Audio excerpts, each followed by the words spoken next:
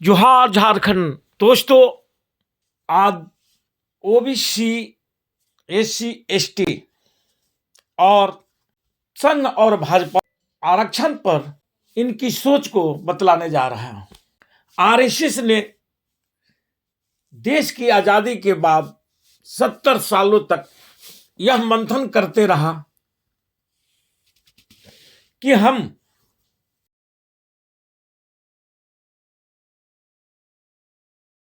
सत्ता पर कैसे काबिज हो सकते हैं। इसके लिए 1980 में भारतीय जनता पार्टी का निर्माण किया। जो पहले इनका जनसंघ था उसे समाप्त कर भारतीय जनता पार्टी का निर्माण किया गया और उसमें हमारे संविधान के खिलाफ यहां पर भी वह षड्यंत्र रचने की कार्य किया, क्योंकि आरएसएस को हमेशा संविधान और आरक्षण से नफरत रही है। तभी तो वह 50 सालों तक हमारे तिरंगा झंडा को अपने कार्यालय पर नहीं फहराए और हमेशा संविधान का प्रीतियां जलाते रहे थे। और आजादी के पहले सर्वविदित है कि ये लोग अंग्रेजों के साथ खड़े थे। वहीं अंग्रेज जिनका नीति थी दमनकारी, क्योंकि आरएसएस हमेशा मनोविधान का परिचायक रहा है और वह हमेशा चाहता रहा कि दबे कुचले को हमेशा दबा कर रखेंगे, तभी हमारा मनोविधान भारत में बना रहेगा। और इसी के लिए अंग्रेजों के साथ, क्योंकि अंग्रेज भी जिस ढंग से अत्याचार किए और ये उनके साथ खड़े रहे। एक पार्टी जो उस समय कांग्रेस थी, जो ये लड़ाई लड़ने की ठानी और लड़ाई लड़ करके देश को आजाद कराया। और देश की आजाद कराया तो यह नहीं कि जब सरकारें बनाने की बात आई तो उसमें आरएसएस के लोगों को नहीं शामिल किया गया। ऐसा भी बात नहीं है, क्योंकि इनका जो भारतीय जनता पार्टी के जनसंघ का जो संस्थापक थे वह श्यामा प्रसाद मुखर्जी जी थे। और श्यामा प्रसाद मुखर्जी जी नेहरू जी का भी मंत्रिमंडल में रहे और उस समय संविधान लिखा जा रहा था।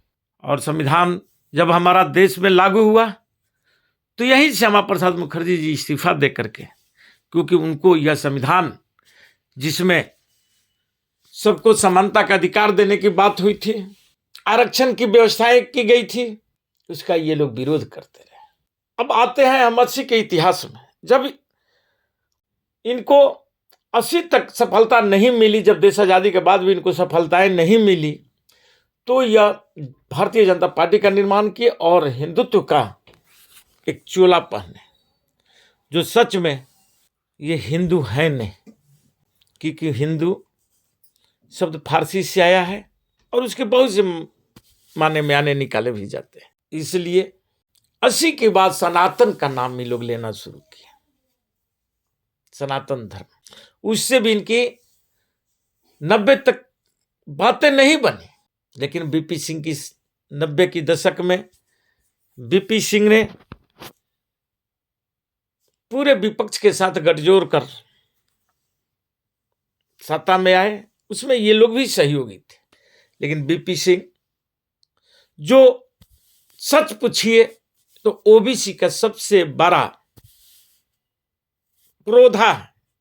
मैं मानता हूं यदि वह उस मंडल आयोग को लागू नहीं किए रहते तो आज जो आप गिने चुने ओबीसी सत्ता में या सेक्रेटरी और अधिकारियों के रूप में जो देख रहे हैं, चाहे वो एससी, एसटी, ओबीसी का जो भी लोग हैं, वे नजर नहीं आते हैं। मैं मानता हूं कि इसकी फायदा ओबीसी में कुछ लोग ही उठाए। जो इस ओबीसी में भी तेज तरार वर्ग था वो आगे आया। वही हाल एसी में भी हुआ। वहीं एसटी में भी हो रहा है। लेकिन उसी चीज का यह भारतीय जनता पार्टी, जो अध्यक्ष लाल कृष्ण आडवाणी जी थे और उस रथ का यात्रा निकाले थे, कमंडल लेकर के निकले थे, इसका विरोध करते हुए, मंडल का विरोध करते हुए कमंडल निकाले थे और उसका सारथी बने थे, जो आज के अपने के सीना ठोक ठोक करके ओबीसी का नेता बतलाते हैं, जो सच में है नहीं। क्योंकि इसकी भी एक लंबी कहानी है जो कभी फिर बात करेंगे, और ओबीसी का रहनुमा बनते हैं। लेकिन मैं पूछना चाहता हूं कि ये बतलावें कि जब सत्ता में ये आए 2014 में, तो ओबीसी के आरक्षण पर क्या किए, ओबीसी को कितना हक और अधिकार दिलाए। बल्कि इनकी जहां जहां भी सरकारें हैं, वह हमारा 27% आरक्षण को भी तोड़कर 14% आरक्षण करने का काम किए, चाहे वह झारखंड हो, उत्तर प्रदेश हो, मध्य प्रदेश हो या अन्य राज्य हो। मैं पूछना चाहता हूं कि आखिर ओबीसी से भारतीय जनता पार्टी को, आरएसएस को क्या दुश्मनी रहा है। लेकिन आज भी हमारा ओबीसी समाज इस बातों को नहीं समझता है कि इनकी जितने भी कार्यक्रम में होती है वह छलवा होता है। मध्य प्रदेश में एक यादव को मुख्यमंत्री बना करके ये यदि चाहते हैं ओबीसी का दिल जीत लेंगे, तो ये कतई नहीं हो सकता है। क्योंकि वही वो सरकार आज सुप्रीम कोर्ट में आरक्षण का विरोध कर रही है, ओबीसी आरक्षण का विरोध कर रही है, एससी के आरक्षण का विरोध कर रही है, जिसके लिए बहुत से जंतर मंतर पर धरनाएं प्रदर्शनें भी हुई एससी एसटी समाज के द्वारा। लेकिन आज तक कोई भी ओबीसी समाज के संगठन अपनी हक की लड़ाई के लिए क्यों नहीं आगे आ रहा है। ओबीसी समाज में बड़े बड़े नेता भी हैं, मुख्यमंत्री के पद तक भी गए, जो विपक्ष में है, वे क्यों नहीं इसकी आवाज उठाते हैं। इंडिया गठबंधन में जरूर बने, लेकिन जिस मुखरता से राहुल गांधी समानता के अधिकार की लड़ाई लड़ रहे हैं, जिसकी जितनी आबादी उतनी उसकी हिस्सेदारी की लड़ाई लड़ रहे हैं, उसमें बढ़ चढ़ करके इन नेताओं ने क्यों नहीं अपनी सहभागिता पेश कर रहे हैं। क्यों वे जाति बंधनों में ओबीसी को बांट रहे? क्योंकि ये जाति बंधन आरएसएस तो चाहती है कि भारत में जाति बंधन रहे, नहीं तो इस जाति बंधन को तोड़ना ही होता। और जो बार बार ये हिंदू राष्ट्र की आलाप लगाए रहते हैं, वह इनका कब का पूर्ण हो जाता। लेकिन ये हिंदू राष्ट्र की बात तो करते हैं, लेकिन एक जात की बात ही कभी नहीं करते हैं। ये चाहते हैं कि जाति का वर्गीकरण रहे, ऊंच नीच का भेदभाव बना रहे, तभी मेरी राजनीतिक रोटियां मैं सेक पाऊंगा। अपने आरएसएस का किसी ऊंच पद पर क्यों नहीं एससी एसटी ओबीसी समाज के लोगों को बैठाते हैं। आप देखेंगे तो इनके जो प्रथम लाइनें हैं वह किन समुदायों से भरे हुए हैं। एक बार मात्र 100 साल के इतिहास में आरएसएस का संघ प्रमुख बना है, वह छत्री बना। क्या आज तक एससी एसटी ओबीसी से किसी को बनाए? जाति प्रथा को इस कारण से भी ये तोड़ना नहीं चाहते हैं, खत्म नहीं करना चाहते हैं। इनको एक राष्ट्र, एक चुनाव, एक विधान की तो बातें करते हैं, लेकिन एक जात की बात क्यों नहीं करते हैं। आज सवाल इनसे ये होनी चाहिए, लेकिन क्या कोई ये नेता उठा रहे हैं उनका भी। इसलिए दोस्तों आज जरूरत है कि हम एससी एसटी ओबीसी समाज के भी लोग जो अपने को 85% 87% की बातें करते हैं, इन सब में से मिलकर किसी एक नेता को चुनना होगा जो इनके हक और अधिकार की लड़ाई के लिए सरकार से आंखें में आंखें मिलाकर के बात कर सके। इसी समाज के नेता जो बनाकर अलग अलग दलें बना करके अपनी राजनीतिक रोटियां सेक रहे हैं, करने की जरूरत है। क्या वोट के समय तो आते हैं, वोट तो हमें मांगते हैं, हमसे मांगते हैं, लेकिन हमारी बातों को क्यों नहीं उठाते हैं? हमारे अधिकार की बातों को क्यों नहीं मांग करते हैं? आज मैंने देख रहा था कि मध्य प्रदेश और छत्तीसगढ़ में ओबीसी आरक्षण पर सरकारें और छात्र युवाओं का जो रिजर्वेशन की लड़ाई है वह लड़ रहे हैं, जिसमें 87 बनाम की बात की जा रही है। जो ओबीसी रिजर्वेशन की, उस पर भी कोई निर्णय नहीं आ रहा है और उस पर भी तारीख पर तारीख दी जा रही है।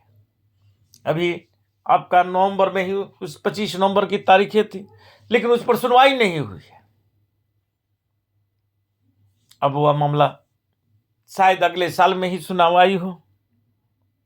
दूसरी तरफ स्वराज सरकार जो आपका छत्तीसगढ़ में, वह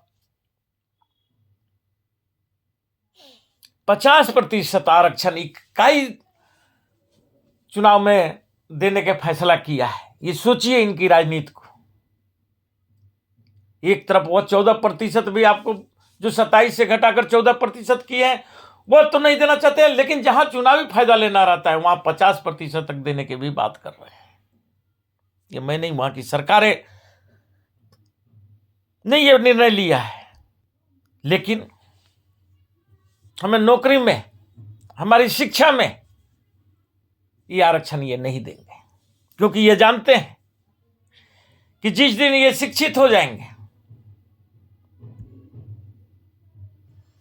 तो नौकरी की मांग करने लगेंगे, और जब नौकरी की मांग करेंगे तो हमारी एजेंडाएं खत्म हो जाएगी।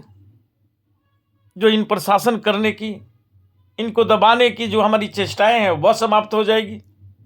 इसलिए ये आज पूरे देश को निजीकरण की राह पर धकेल दी है, क्योंकि निजीकरण में सरकार की कोई भूमिका रह नहीं जाती है नौकरी देने या नहीं देने की। सिर्फ टैक्स लो और मजे करो, सरकार चलाओ। आज मैं पूछना चाहता हूं कि ये 10 साल की सरकार में कितने लोगों की नौकरियां दी हैं? आप पकौड़े तलने की बात करते हैं, उससे भी रोजगार की बात बतला देते हैं, लेकिन क्या आज रोजगार में कौन सा व्यक्ति को कितने मुनाफे हो रहे हैं ये सबको मालूम है। पूरे देश पर जिस ढंग से 2 व्यक्तियों को साम्राज्य स्थापित किया गया, सारे धंधे को समाप्त कर दिया गया है। जब रिलायंस सब्जियां बेचने लगे तो सोचिए कि आपके पास क्या रह गया है। बाबा रामदेव आटा बेचने लगे। आरएसएस के लोग, मंत्री, प्रधानमंत्री और तमाम संवैधानिक संस्थाओं पर बैठने लगेंगे तो आपको और आपके बच्चे को क्या बचता है? क्या कभी आपने यह गौर किया कि आपके आरक्षण को समाप्त करके कंट्रोल लेटर पर जो इनकी बहालियां हो रही है उसमें कौन से लोग जा रहे हैं, और इसी के कारण कोई वैकेंसियां नहीं निकाली जा रही है, क्योंकि जानते हैं कि जब वैकेंसियां निकालेंगे तो एसी एसटी ओबीसी के लोगों को लेना हमें जरूरी हो जाएगा। फिर आरएसएस का एजेंडा धरी की धरी रह जाएगी। इसलिए यह बोलते तो जरूर है कि एक है तो सेफ है, लेकिन किसके लिए?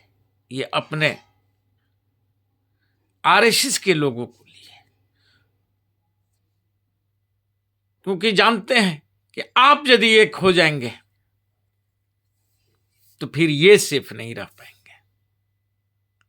इसलिए आपको जाति में बांट कर रखना चाहते हैं और खुद मलाइया खाने के लिए सत्ता में बैठना चाहते हैं। अभी भी वक्त है। यदि एससी एसटी ओबीसी नहीं समझा तो वह दिन दूर नहीं, जो हमारी हालातें आजादी की पहले थी उससे भी बदतर कर दी जाएगी, क्योंकि यह चाहते हैं कि सिर्फ हम मजदूर बन करके रहें, असंगठित मजदूर बन करके रहें। इसीलिए आप देख रहे होंगे कि जितनी भी आउटसोर्सिंग कंपनियां हैं उसमें कौन से लोग हैं और आपके वहां पर क्या दर्जा है। अगर कोई बोल दे एससी एसटी ओबीसी के किन लोगों को वहां तक पहुंच बनी है, आप वहां पर नौकर के रूप में जरूर है, मजदूर के रूप में जरूर है, लेकिन आपकी सहभागिता उसमें नहीं। यही तो इनकी सोच है। इसीलिए तो आपके आरक्षणों को खा रहे हैं और हम बेवकूफ बन करके इन्हें चुनाव दर चुनाव जिताते जा रहे हैं, क्योंकि हम एक नहीं। जिस दिन हम एक हो जाएंगे, यह समाज वो एक हो जाएगा, उस दिन इन्हें पता चलेगा। फिर अब मिलते हैं।